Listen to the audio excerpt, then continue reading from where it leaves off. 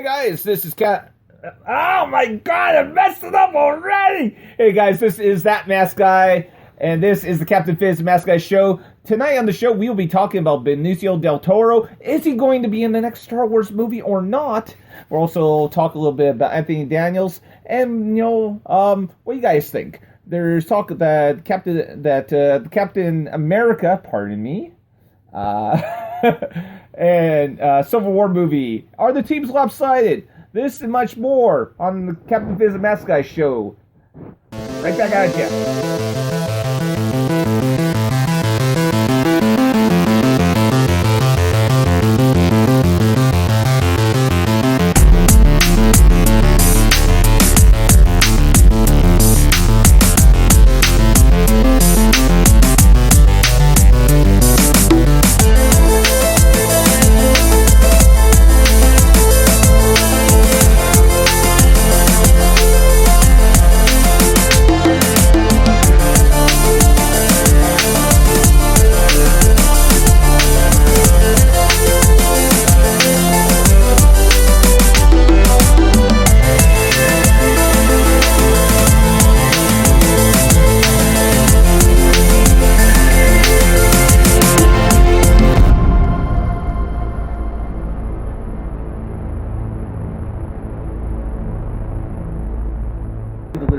Hello everybody, welcome back to the show. I am Captain Fizz. And I am That Mask Guy, and I seriously think I need to go off and rehearse a little bit more, try something a little bit different for this show tonight. How y'all doing?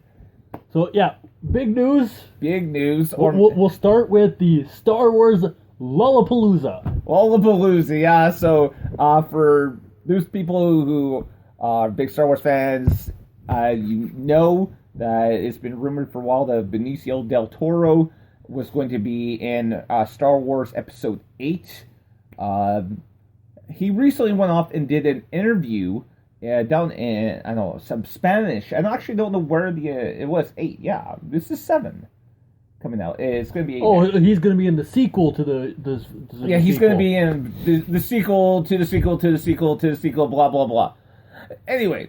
So he was recently in a Spanish radio interview, and promoting one of his other movies down in Spain. And it was translated by Star Wars 7 News. Oh, I do question the authenticity of that translation. Well, that's just it. I mean, some stuff gets lost in translation. If you guys wanted to go off and check this interview out in its entirety, you can go to @FizzMaskShow on Twitter, and there's a link to that interview, so you have a better idea of what we're talking about. If you're expecting a long, drawn-out interview, though, it really isn't. It pretty much explains just a little part of what he said. And just to clarify, what he said doesn't even make sense. Well, here's the thing. I mean, it's left a lot of people with more questions than answers. He went off and, without actually going completely into the interview, he suggested that his next movie was going to be Star Wars Episode 8, which he hinted might start filming next March.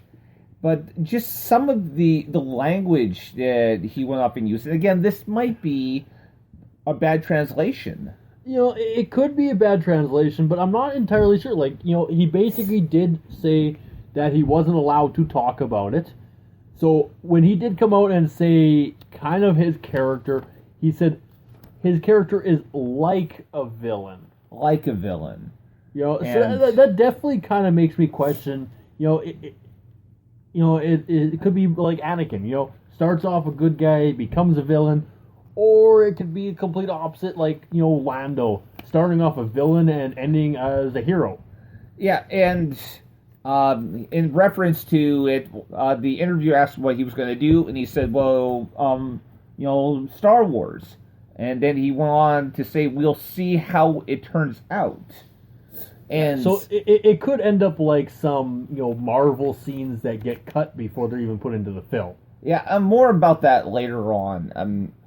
But it's just, it was hard to say whether he was, implying that he hasn't officially signed on to do Star Wars 8, or if he was just trying to deflect, as many questions as possible, since, it's been really secret as of late with Star Wars. Or they haven't told him what his part actually entitles. Maybe they're creating a character for him. Maybe they're doing, something different for him. I don't think we'll ever know until the movie comes out. Well, and that kind of leads to, another person from the Star Wars universe, Anthony Daniels, and just God bless Anthony Daniels. The guy is just absolutely hilarious. I mean, here's a guy he'll anytime Star Wars comes knocking, he will go off and he'll do whatever they ask. He has hosted when they did the Star Wars music and concert. He has voiced C-3PO in cartoons and video games. I mean, pretty much there is no one else who is as involved in Star Wars as Anthony Daniels. I do hear the rumors, and from past experiences on movies that you and I have both watched, Disney is censoring him.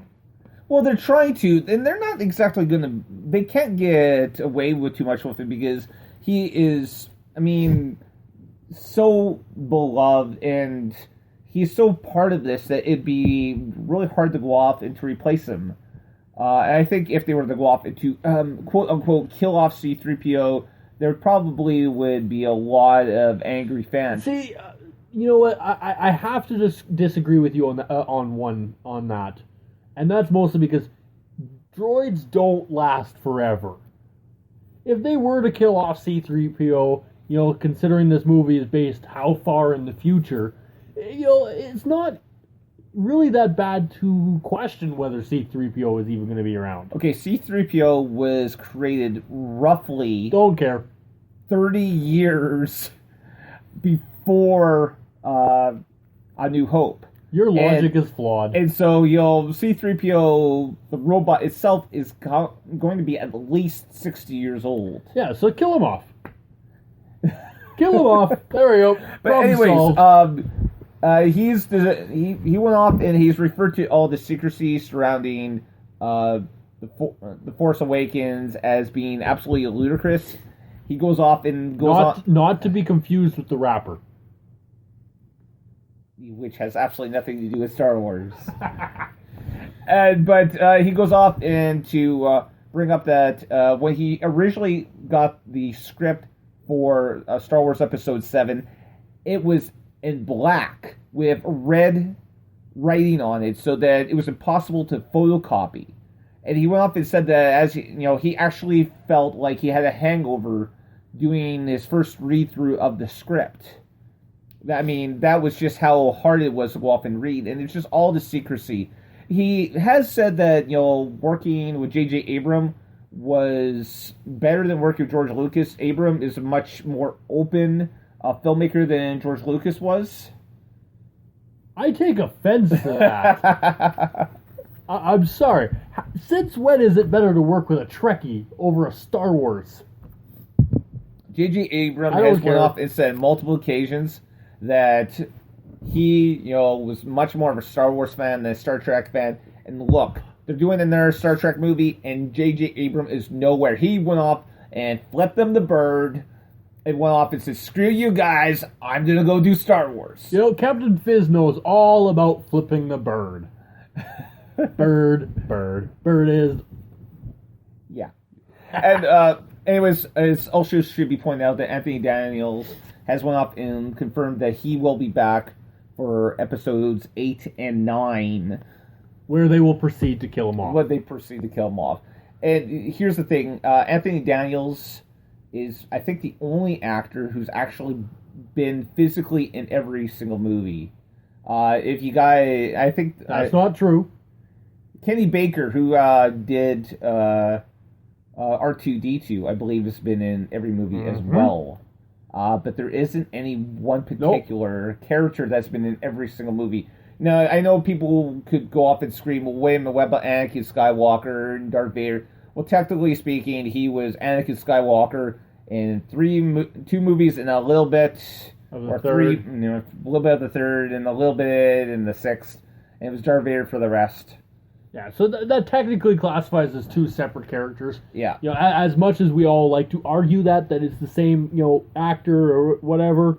Or just how demasculized, Anakin Skywalker was created in that whole prequel trilogy. You know what? No. You can't argue this. No, I can't. I do question who has more balls, though. Jar Jar Binks or Anakin Skywalker. I still want to see the Kevin Smith Jar Jar Binks movie. If you guys don't know what I'm talking about, go check it out. Kevin Smith has this absolutely hilarious idea of what to do with Jar Jar Binks. And he starts off by having Jar Jar Binks get his throat cut so he can no longer talk. Yep. The captain also has a theory of how to fix Jar Jar Binks. And that is to literally fix Jar Jar Binks.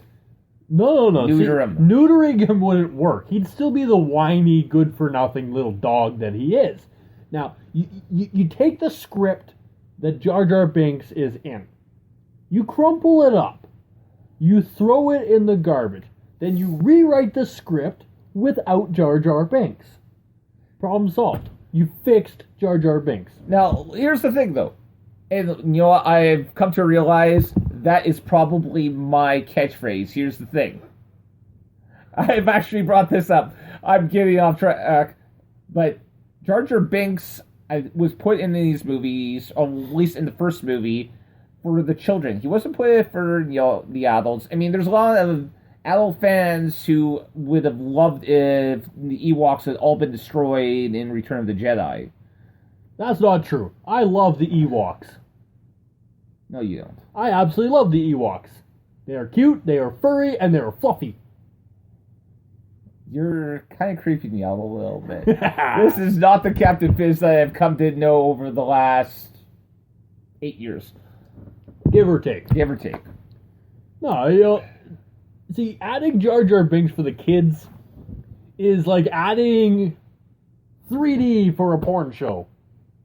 Okay. It doesn't make sense. Oh man, we're definitely going into uncharted territory here. There's no such thing as uncharted territory Especially on this show. On this show, I don't know. It's I don't know. Other than talk about Jar Jar Binks, I mean, I don't know. Here's the thing: I didn't happen to mind Jar Jar Binks that much, and I do like the sort of evolution of Jar Jar Binks. The first movie is really silly, and the second, he's sort of grown up a little bit, and he's trying to be responsible when Padme is in hiding. And then the third one, we just see him being very stoic. He doesn't even say anything in the third movie. So it's almost, a transition from being a child to being, a responsible adult. And again, I don't think we'll ever see Jar Jar Binks again. I know J.J. Abrams has joked that he's going to put Easter egg in The Force Awakens of Jar Jar Binks' skeleton somewhere. And you know what? That will excite me. I will watch that movie over and over again just to see if you can find it. Just to see Jar Jar Binks' skeleton. Honestly, he was the worst distraction in that movie. You have this beautiful war battle going on, and then you have Jar Jar Binks, who just goes off and completely Three Stooges the whole thing up. Yeah, it was a mockery of what could have been a classic Star Wars battle scene. And they made it into the Three Stooges. I thought it was stupid. Well, you know what? I happen to, those movies I didn't enjoy as much as the original trilogy. But you know what? Slightly off topic, but not completely, because it's still... There's no such thing as off topic around here. Well, this is a little off topic, but I mean, it's still, within the world of George Lucas. Last night I watched, Indiana Jones and the Kingdom of the Crystal Skull, and I came to a realization... That it was crap? It is nowhere near as good as the original three movies, but it's still awesome. Why? Because it's Indiana Jones. Okay. Enough said. You know what? And so this, despite the fact that this has got Jar Jar Binks in, episode 1.